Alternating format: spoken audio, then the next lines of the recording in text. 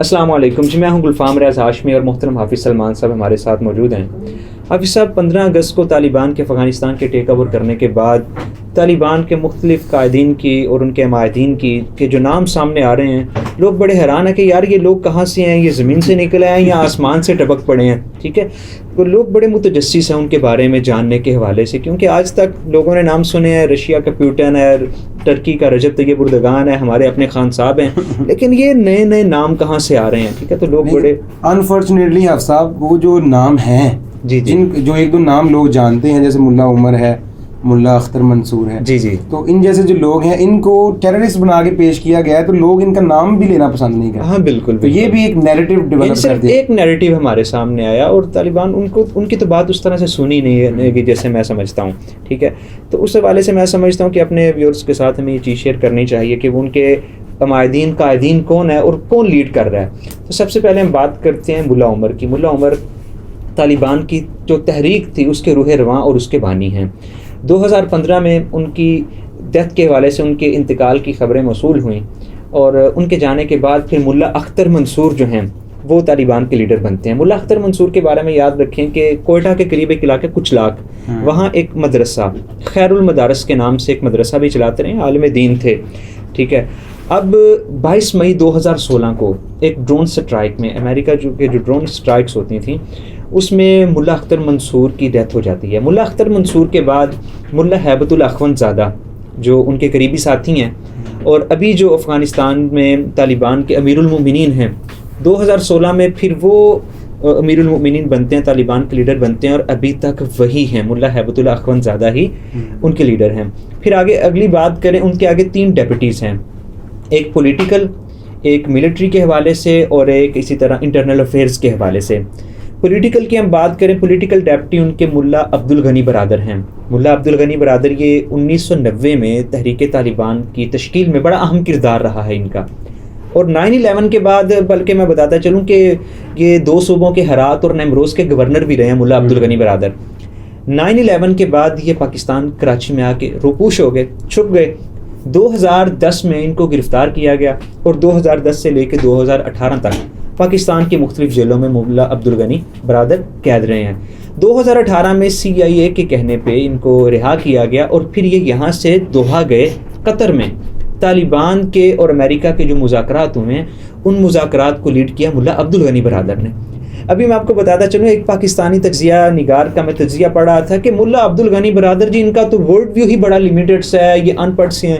میں حیران تھا کہ یار آپ تو یہاں چھوٹے سے اخبار میں لکھنے والے، اور وہ بندہ وقت کی سپر پاور کے ساتھ بیٹھ کے مذاکرات کر رہا ہے، ٹھیک ہے، اور وہ اس کے سامنے بات کیا رکھنے بھی ہمیں سیف ایگزٹ چاہیے، ٹھیک ہے، اور آپ اس کو کہہ رہے ہیں ورلڈ ویو اس کا لمیٹڈ ہے۔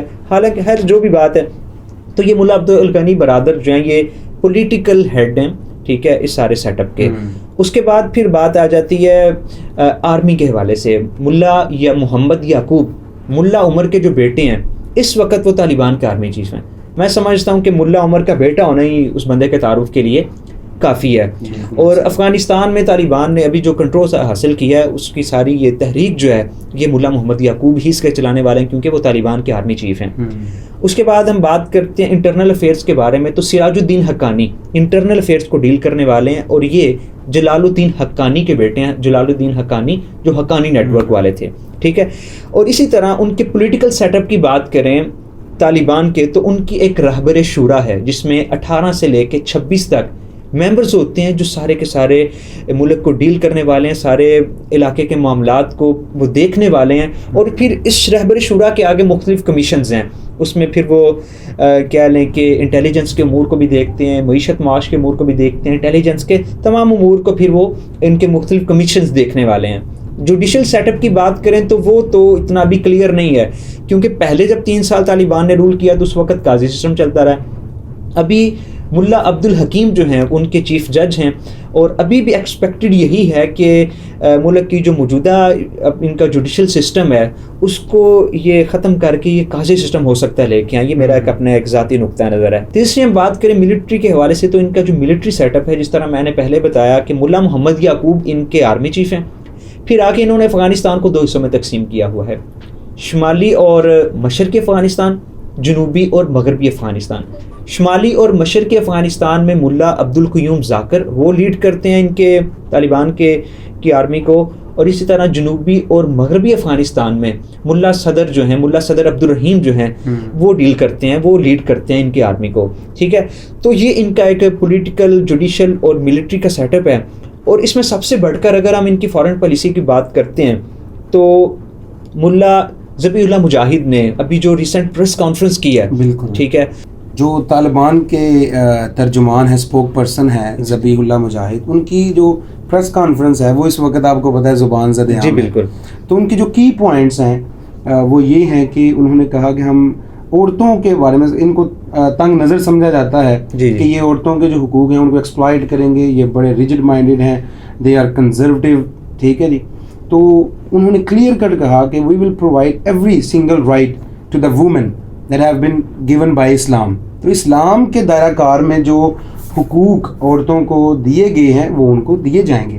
اسی طرح انہوں نے کہا کہ میڈیا جو ہے اس کو مکمل طور پہ آزادی حاصل ہوگی. پھر انہوں نے عام معافی کا اعلان کیا. جتنے بھی غیر ملکی افواج کے جو سپاہی ہیں، جو ان کے آفیشلز ہیں، جو ان کے رفقا ہیں، حتیٰ کہ جو ان کے مترجم ہیں، ان کو بھی انہوں نے عام معافی کا اعلان کیا ان کے لیے.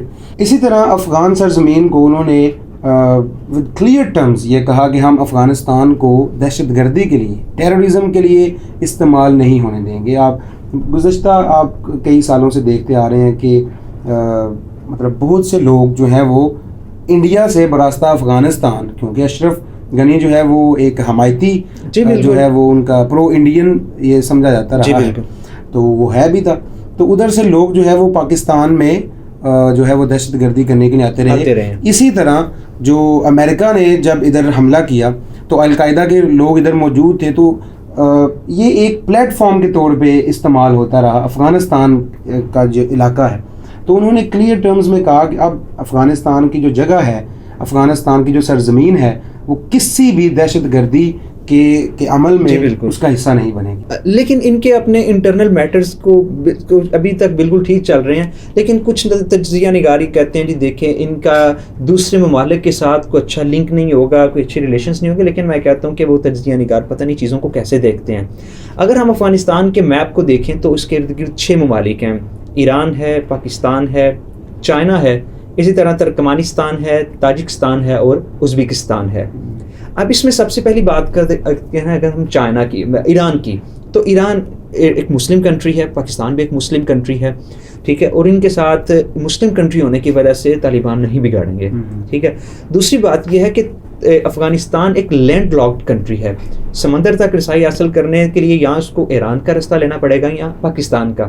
تو اسی طرح میں سمجھتا ہوں کہ کسی بھی طرح سے پاکستان کے ساتھ اور ایران کے ساتھ اپنے تعلقات کو وہ خراب نہیں ہونے دیں گے، بہتر سے بہتر بنانے کی کوشش کریں گے. یہ آپ کی بات بالکل ٹھیک ہے صاحب. لیکن جیسا کہ آپ جانتے ہیں کہ ایک میجورٹی شیعہ جو ہے وہ ادھر رہائش پذیر ہے افغانستان میں. تو اگر افغانستان میں موجود طالبان ان کے اوپر اپنا جو ان کو پریشرائز کرتے ہیں تو کیا اس وجہ سے ایران کے ساتھ تعلقات خراب نہیں ہوں گے؟ لیکن ایسا ہونے کے چانسز ابھی نہیں ہیں. میں آپ کو بتاتا چلوں کہ سب سے جو ویک پوائنٹ طالبان کا رہا ہے نا، وہ شمالی افغانستان میں رہا ہے. شمالی افغانستان میں شمالی اتحاد کے لوگ اور اسی طرح کہہ لیں کہ شیعہ کمیونٹی کے جو لوگ ہیں، یہاں سے ہمیشہ ان کو مخالفت کا سامنا کرنا پڑتا ہے. اور مزار شریف کا جو ایریا تھا وہیں، ٹھیک ہے، لیکن اس دفعہ انہوں نے سب سے پہلے اس کو کنٹرول کیا ہے اور پرامن طریقے سے کنٹرول کیا ہے. مزار شریف میں کچھ مواد نہیں ہیں، لیکن انہوں نے پرامن طریقے سے کنٹرول کر. اور سب سے بڑی بات یہ ہے کہ طالبان کا یہ کہنا ہے کہ ہم سارے لوگوں کو ساتھ لے کے حکومت بنائیں گے. ٹھیک ہے، اور اسی پہ ان کی مشاورت بھی جاری ہے. ٹھیک ہے، اور ان کا یہ بات کہنا یہ انڈیکیٹ کرتا ہے کہ وہ کسی کمیونٹی کو مارجنلائز نہیں کریں گے، تمام لوگوں کو ساتھ لے کے چلیں گے.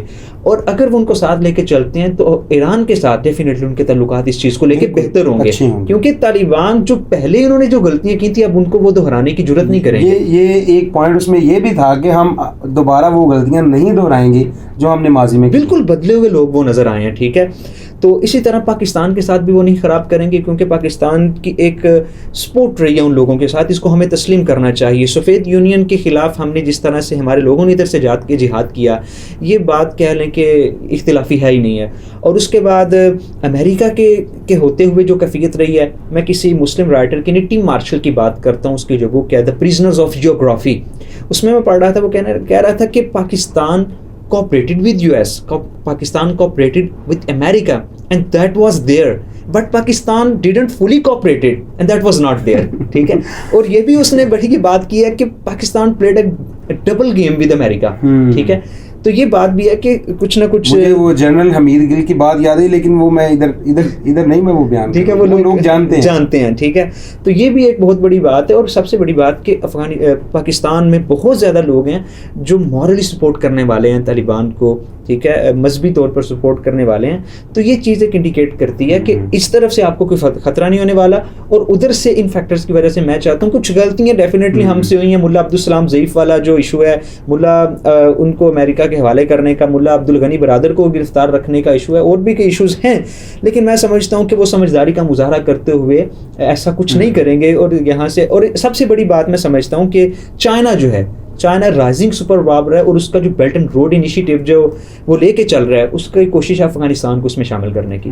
اور آج کی نیوز میں آپ کو بتاتا چلوں کہ چائنا نے کلیئرلی انسٹرکشنز دی ہیں اپنے سٹیزن کو جو افغانستان میں رہ رہے ہیں کہ آپ طالبان کے طریقہ کے مطابق وہاں رہنے کی کوشش کریں, اسلامک شاعر جو ہیں ان کے مطابق آپ وہاں رہنے کی کوشش کریں. اور چائنا ویسے بھی one belt one road initiative جو پروجیکٹ ہے, اس کی وجہ سے مجھے نہیں لگتا کہ وہ اپنے ریلیشنز افغانستان کے ساتھ خراب کریں. اب دیکھیں نا کہ جب امریکہ ادھر تھا, ٹھیک ہے, تو اس کے پورے ریجن میں اس کا کنٹرول تھا ایک طرح سے. اب اس کے جانے کے بعد ڈیفینیٹلی چائنا کا انفلوئنس ہوگا, اور چائنا کا ان کا جو بیلٹ اینڈ روڈ کا انیشیٹو ہے وہ پاکستان کے ساتھ اسی طرح وسطی ایشیائی جو ریاستیں ہیں, ٹھیک ہے, ترکمانستان, ازبکستان, ٹھیک ہے, تاجکستان وغیرہ میں بھی وہ سلسلہ اس کا چل رہا ہے, اس کا, اس پروجیکٹ کا. اور وہ کبھی بھی نہیں چاہے گا کہ افغانستان ان ممالک میں کچھ طالبان جو ہیں ان ممالک کے ساتھ کچھ ایسا ویسا کرنے کی کوشش کریں. ٹھیک ہے, تو اس طرح سے میں سمجھتا ہوں کہ چائنا اور وسطی ایشیائی 3 ریاستوں کے ساتھ ان کے تعلقات اچھے ہوں گے, اور یہ ایک سافٹ پالیسی لے کے چلیں گے. ٹھیک ہے, سافٹ پاور کو اپنا یہ استعمال کریں تو ان کے لیے یہی بہتر ہوگا. ٹھیک ہے, کیونکہ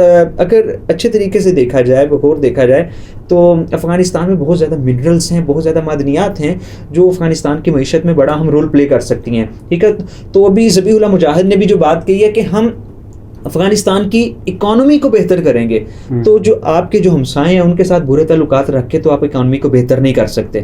ٹھیک ہو گیا, تو ان اپنی اکانومی کو یہ بہتر بنانے کی کوشش کریں گے, اور اس کے لیے ضروری ہے کہ اپنے ہمسایہ ممالک کے ساتھ ان کے تعلقات اچھے ہوں. تو میں یہ سمجھتا ہوں کہ اپنی فارن پالیسی کو بھی یہ ایک کہہ لیں کہ اچھے طریقے سے چلانے کی کوشش کریں گے. اس میں ہاسٹائل ہونے کی بجائے, اس میں وہ کہہ لیں کہ ایگریسو ہونے کی بجائے وہ سافٹلی چلیں گے, تو پھر ان کا بچاؤ ممکن ہوگا. بہت بڑا حفظ صاحب اکنامک جو کنڈیشن ہے افغانستان کے, بہت سے لوگ جو سو کال ماڈرنسٹ, میں نے کہوں گا لبرلز آپ ویسے کہتے ہیں, تو ان کا ایک بہت بڑا اٹیک ہی ہوتا ہے کہ چونکہ افغانستان جو ہے وہ صرف اور صرف اوپیم ایکسپورٹ کر سکتا ہے. ٹھیک ہے, ڈرگ جو ہے وہ پلیٹ فارم ایک یہ بنا ہوا ہے افغانستان.